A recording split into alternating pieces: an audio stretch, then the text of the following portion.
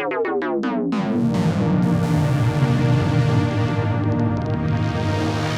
I'm Daniel Fisher here at Sweetwater, and on today's Synth Clips we're going to talk about the chord function. I know what you're thinking. Well, that's just a little gimmick where you hold the button, play a chord, let go, and then you hear that chord transposed up and down the keyboard. But it really can do a lot of useful things. For example, if you do it in octaves, you can stack a whole bunch of octaves and get a sound you wouldn't otherwise be able to get. You can also play a complex chord that's a little hard for you to finger out and put that on the left hand, allowing you to do one finger chords and then pay more attention to your lead.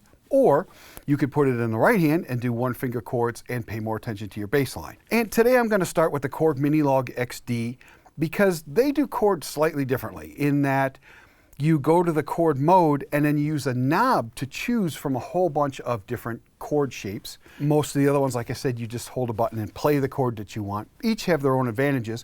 I'm doing this one first because it's a great way to try all the different chords really quickly and to see the name of those chords. So right now I'm in poly, and when you're testing this out, pick a sound that you really like the sound of it polyphonically, you know. And now I go to chord mode. So the first mode, when you're in chord mode, is mono. And that means it acts like a monophonic synthesizer.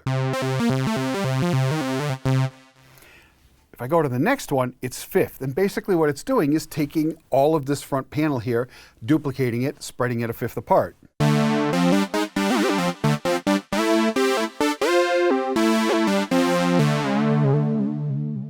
And that's nice. It makes for a more interesting lead. It lets you do left hand power chords. So the next one is sus2. It's basically a major chord where the third is lowered a whole step down to a second, and it gives you a suspended sound. And it's good for leads, it's also good for chords. And one of the nice things about a sus2 chord is it's a very open chord, and you can just move around the keyboard and it just sounds nice.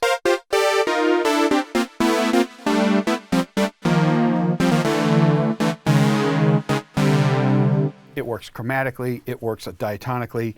It's just a very easy thing to use. So next one is minor. So same as a major chord, but the third is down a half step. This one, if you move it around a lot, it just sounds very dirgy. You know, it sounds either like some old horror movie or something. So it's a little bit less useful.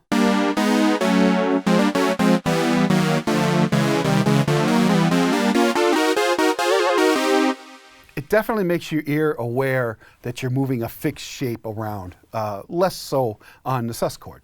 So the next one. Next one's major. This is one of the cliches that's just been used to death. Yeah.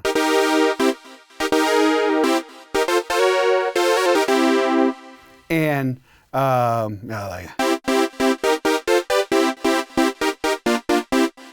S major. So the next one is sus4, and it's very much like the sus2, except instead of the third going down a whole step, the third goes up a half step to the fourth. Again, a very open shape that you can move around.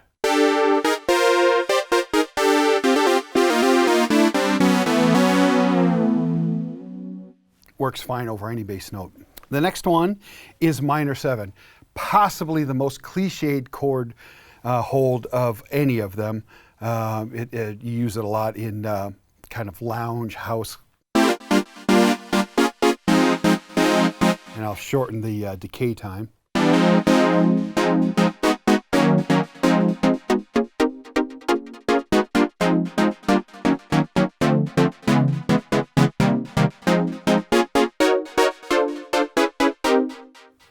So that one, it's a little cliched, but you know, like I say, cliches are cliches for a reason. You know, they work. So the next one. This is just a dominant 7. You can use it. Certainly if you're just doing 1, 4, 5, those can all be dominant 7.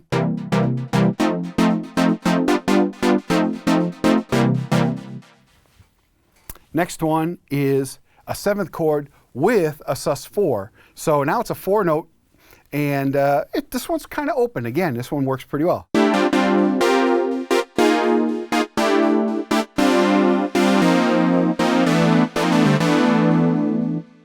Next one is major 7. Possibly the coolest use of it is in Return to Forever's Romantic Warrior.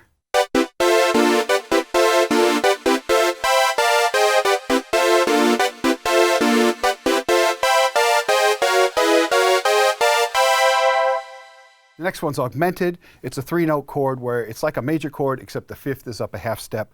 So it's a pair of major thirds.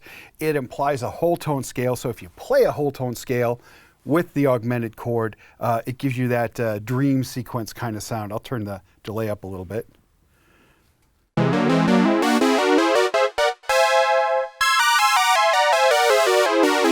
if you go up a half step,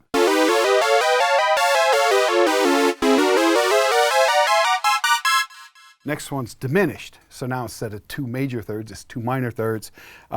This is kind of the haunted pipe organ chord. But those of you into video games might know it as the Spy Hunter theme. And if you're a lot older like me, it's the Peter Gunn theme. But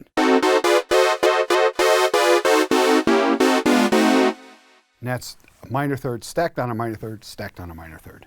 So if you keep playing minor thirds, you're going to just keep inverting.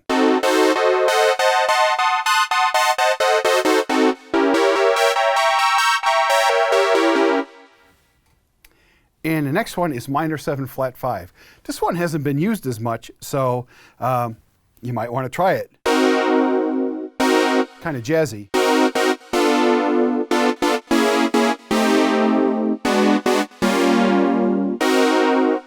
And one of the things for all of these to remember is that if you're trying to break out of it sounding like it's the same chord over and over, remember that every one of these chords becomes a different chord if you use a different bass line under it. So for all of these, if you have something that does bitimbral or you have 2 synths, play a bass note, pick a chord, and try every single chord over that bass note and then kind of mark down which ones are interesting.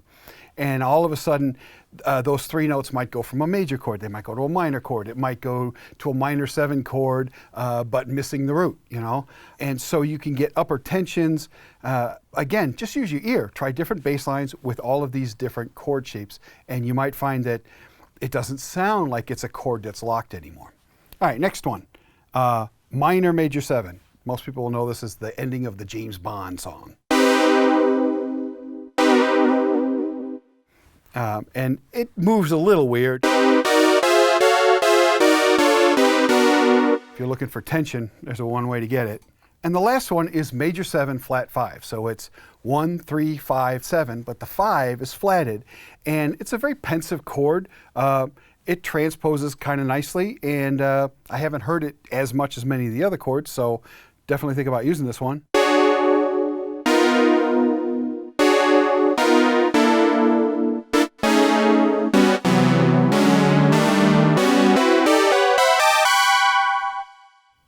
And that's it for the list of chords for the Korg Minilogue XD Prologue Minilogue.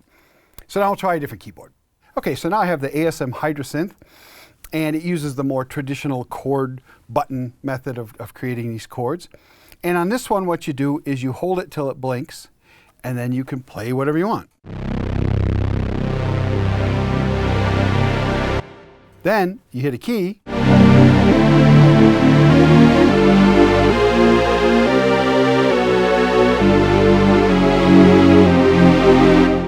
and the nice thing about having the dedicated button without a chord list is that you can make chords that are spread out way wider, or you can also do clusters. So we'll start over again, get it blinking, and I'll make a real tight little cluster. And now I can move that cluster around.